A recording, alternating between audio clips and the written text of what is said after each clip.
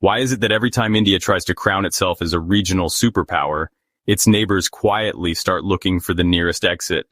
While New Delhi is busy flexing its muscles and giving grand speeches about being the Vishwa Guru and striving for Arkan Bharat, countries like Papua New Guinea, Timor-Leste, Sri Lanka, Bangladesh, and even distant Fiji are knocking on ASEAN's door.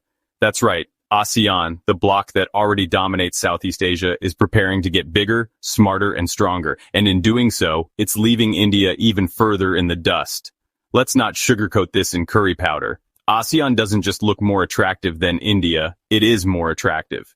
By every metric of economics, trade, human development, infrastructure levels, education rates, healthcare outcomes, pollution, it just beats India in every category.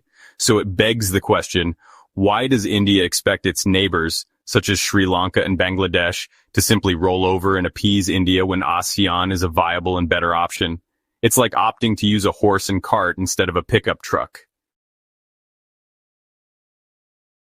Right now, Papua New Guinea and Timor-Leste are observer states within ASEAN, but not for long. They're preparing to step up as full members, and it's not hard to see why.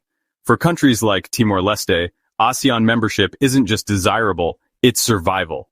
ASEAN's market access, political clout, and trade connections are like oxygen for smaller economies looking to thrive in a cutthroat global order. Papua New Guinea sees the same opportunity. Being geographically close to ASEAN and culturally connected in parts, it realizes that linking up with a thriving regional bloc is far more valuable than trying to navigate the chaos of bigger players like India. It makes complete sense considering these are two relatively small countries when it comes to the bigger picture. But here's where things get really fascinating. Countries outside Southeast Asia are also quietly exploring ways to tie themselves to ASEAN's rising star. Sri Lanka, still recovering from an economic meltdown partly worsened by India's suffocating so-called help, is actively strengthening its engagement with ASEAN. Bangladesh, now a rising powerhouse in textiles and IT, is seeing ASEAN as a springboard into global value chains. Even Fiji, yes, tiny Fiji in the Pacific, is watching ASEAN with interest, as the bloc's influence stretches far beyond its traditional borders. Bangladesh and Sri Lanka are seen as being in India's backyard, at least that's what India thinks.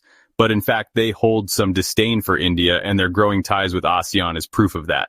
Heck, Sri Lanka even rejected the idea of a land bridge that would connect it and India. Starts to make sense now.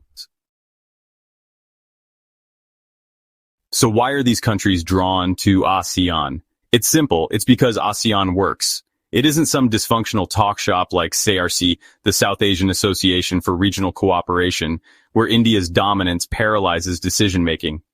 Think about it, being in a group where, hypothetically, everyone can share their voice, yet one of these group members is 10 or even 50 times larger than you and is filled with loud, angry citizens that want to shout down everybody else. A complete and utter nightmare.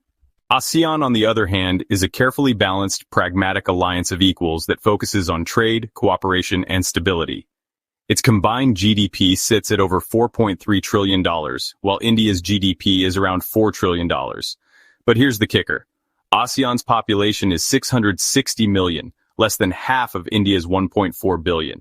That means ASEAN's GDP per capita, roughly $6,600, completely eclipses India's pathetic $2,700. The average ASEAN citizen is almost 3 times wealthier than the average Indian, and the gap is only growing wider. Let's examine the other points which highlight ASEAN's quality over India. Look at the Human Development Index.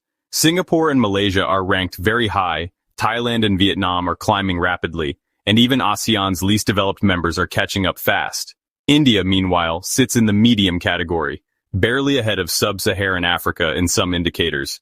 When it comes to education, ASEAN countries like Vietnam and Thailand are outclassing India completely. Vietnamese students have stunned the world by outperforming the OECD average in reading, maths, and science. In contrast, India's education system is in crisis. Underfunded, outdated, and riddled with inequality.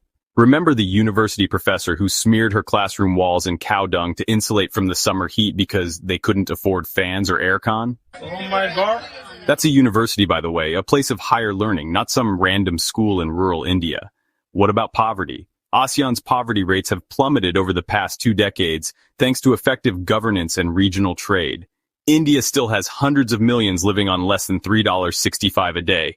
And if we expand that to the World Bank poverty line of $5.50 per day, then it goes all the way to 80% of India's population, which is well over a billion people.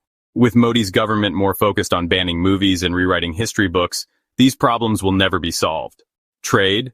ASEAN has built itself into a global hub. It's a founding member of RCEP, the world's largest free trade agreement, and maintains deep links with China, Japan, Korea, and Australia. Its ports, infrastructure, and digital economies are among the most competitive on the planet. India, meanwhile, walked away from RCEP in a fit of protectionist paranoia and is now watching from the sidelines. These nations export all sorts of hardware, software, technology, and physical goods. What does India export? Curry powder, samosas, scams, immigrants, and loud opinions. This isn't just an economic story, it's geopolitical too. As ASEAN grows, it has carefully balanced its relations between the two Asian giants, China and India. But let's be honest, ASEAN sees far more value in China than India. So does the entire world, to be honest. Beijing is ASEAN's largest trading partner and invests heavily in infrastructure across the region under the Belt and Road Initiative. India's contribution? Some grandstanding at conferences and the occasional line of credit, usually with political strings attached. Take Sri Lanka. During its financial crisis, India swooped in with loans, but every dollar came with demands about ports, security agreements, and influence. Compare that to ASEAN's quiet, pragmatic support. No wonder Colombo is looking east instead of north, and no wonder why they rejected that land bridge proposal. Bangladesh has its own reasons to lean towards ASEAN. It wants to break out of South Asia's low-growth trap and connect with dynamic economies. Joining ASEAN, or even aligning closely, would give Dhaka access to markets, technologies, and a political space free from India's suffocating influence. Even tiny Fiji sees the writing on the wall. As ASEAN extends its influence into the Pacific, countries like Fiji see a chance to diversify away from traditional powers like Australia and New Zealand, and certainly away from an India that struggles to provide even basic services for its own people. Here's the irony. India loves to lecture about being the natural leader of the Global South, but the Global South doesn't seem to agree. Instead of rallying around Delhi, countries are quietly gravitating towards ASEAN's calm, practical leadership. India thinks itself a superpower, but it's not even a regional power, just a large, fragile state wrecked with poverty, ethnic and religious tension, assaults, illiteracy, and many other idiocies. ASEAN's expansion isn't just about adding new members, it's about consolidating a new power bloc in Asia, one that prioritizes trade, prosperity, and stability over ego and nationalism.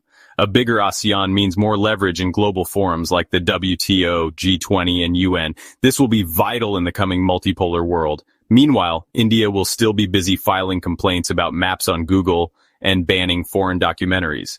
As ASEAN grows, India's dream of regional leadership will become more and more farcical. Its neighbors will be part of a different club altogether, a club that India isn't even invited to. This is the harsh truth. In the race between ASEAN and India, it's not even close. ASEAN isn't just ahead, it's operating on an entirely different level. So while Delhi is busy putting up statues and renaming streets, ASEAN is quietly building the future. And India, it's fast becoming the neighbor that no one wants to deal with, just like the Indian immigrants that keep their neighbors awake all night with loud partying every month. If you found this perspective eye-opening, then please like, comment, and subscribe. Thanks for watching.